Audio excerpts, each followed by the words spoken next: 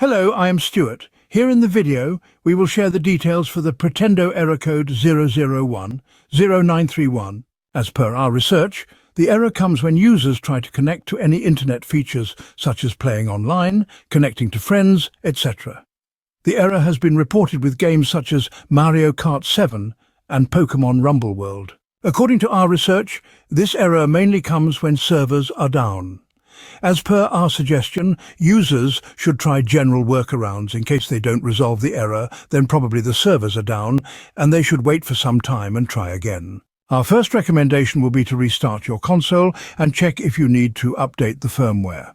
If so, then install the pending update and check for the error. If the error persists, shut down and disconnect your router from the power source and wait for around 10 minutes. After that, restart the router and check for the error again. If you still receive the error, then consider connecting over an alternate Wi-Fi or mobile hotspot network. If this resolves the issue, then you need to troubleshoot your network.